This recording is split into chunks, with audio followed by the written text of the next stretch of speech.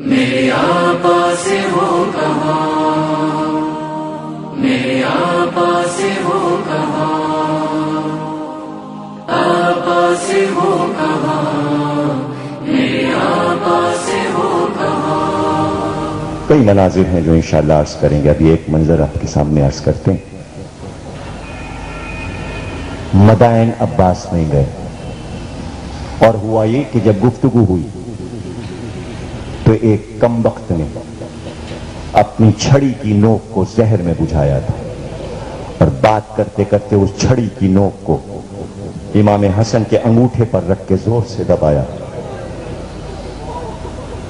اتنا گہرا زخم ہوا اور چونکہ اس میں زہر تھا تڑپ گئے امام حسن۔ جس وقت مدینے لایا گیا امام حسن کو، جناب مختار کے والد امام حسن کو اپنے یہاں لے گئے کوفے، اور وہاں کوفے میں علاج ہوا اس زخم کا، اور جب ٹھیک ہو کر مدینے آئے اور یہ بات مدینے میں عام ہوئی، بس اتنا پوچھا عباس نے کسی صحابی حسن سے، دروازہ کھلا، عباس قیس کے عالم میں بھائی کے سامنے آئے، آتے ہی عباس کو دیکھا۔ پتہ ہے کیا کیا حسن؟ آپ کو پتہ ہے کیا کیا حسن؟ دوڑے، دوڑ کے دونوں باہیں عباس کے گلے میں ڈالی اور ڈال کر پیشانی کو چوم کے کہنے لگے، عباس یوں ہی حسین کی نصرت کرو گے نا؟ ابھی مصائب پہ نہیں آیا، یوں ہی میرے بھائی حسین کی نصرت کرو گے نا؟ دو قطرے عباس کے ٹپکے، کوئی جواب نہیں دیا،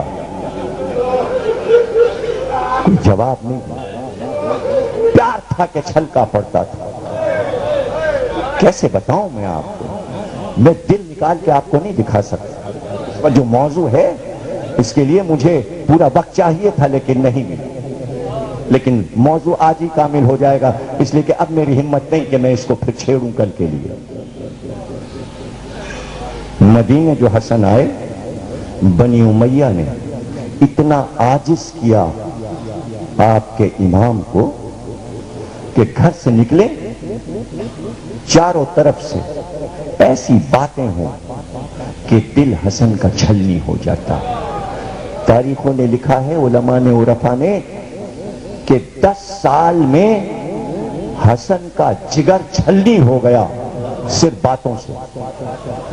10 سال خون جگر پیا ہے حسن نے، وہ ٹکڑے بعد میں جگر کے ہوئے۔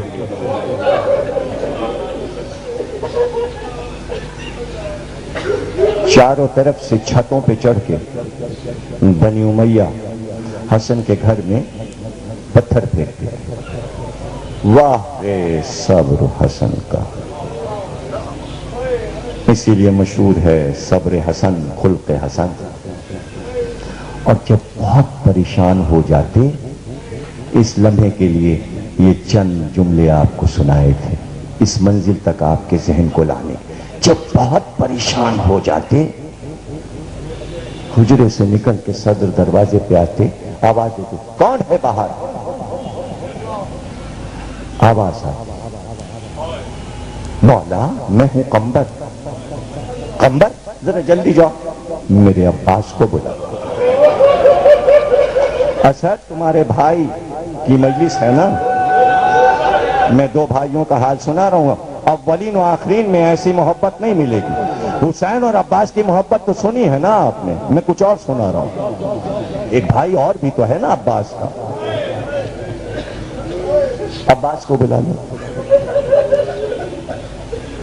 قمبر کی آواز، بھائی بلاتے ہیں، اس طرح آتے عباس، ہوا کے پر لگ گئے ہیں عباس۔ بھائی نے مجھے بلایا، امام نے مجھے بلایا، اور آ کے ایک شیر چوڑے سینے والا، اور بس عباس کی نظر پڑتی، سر جھکائے حسن خاموش بیٹھے۔ عباس کا دل کٹ کے رہ جاتا۔ اس لیے کہ اذن نہیں تھا. وہ سمجھ رہے ہو؟ اذن نہیں تھا.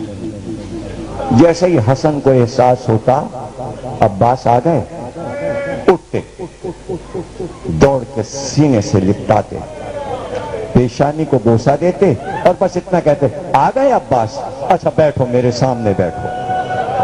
عباس بیٹھ جاتے، کچھ دیر عباس کو دیکھتے رہتے اور اس کے بعد کہتے عباس تمہیں پتہ ہے میں نے کیوں بلایا ہے؟ تمہیں معلوم ہے میں نے تمہیں کیوں بلایا؟ اے عباس تم جب آ جاتے ہو تو میں سارے غموں کو بھول جاتا ہوں. تم آ گئے.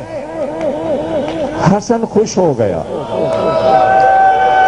عباس ہم تمہیں دیکھ کے خوش ہو جاتے ہیں، ہم سارے غموں کو بھول جاتے ہیں.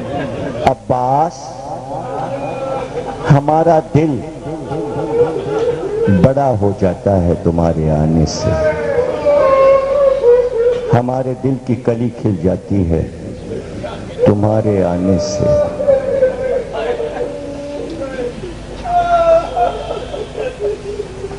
تم آ گئے، کچھ دیر میرے پاس بیٹھو. اس پورے بیان میں ایک طرفہ محبت دیکھی نا تم نے؟ صرف حسن کا اظہار محبت دیکھا؟ ابھی تک عباس کو بولتے دیکھا؟ جب حسن کی محبت کا یہ عالم ہوگا تو ذرا سوچو کہ عباس کیا یہ نہیں چاہیں گے میں اپنا کلیجہ نکال کے حسن کے لیے رکھ دوں؟ شاید ان جملوں کی قدر کر سکو، شاید قدر کر سکو. ابھی جنازہ قبر نبی تک پہنچا نہیں تھا، چلے کہ عباس نے ایک بار تلوار نکالی اور جنازے کے بھائی کے سامنے آئے کہ کس کی مجال ہے؟ جو علی کے شعر کو روک سکے؟ کیا عباس کو حسن کی ساری محبتیں نہیں یاد آ گئی ہوگی؟ مگر ہائے کسی کا ہاتھ عباس کے سینے پر آیا. عباس میں حسین ہوں. تلوار نام میں چلی.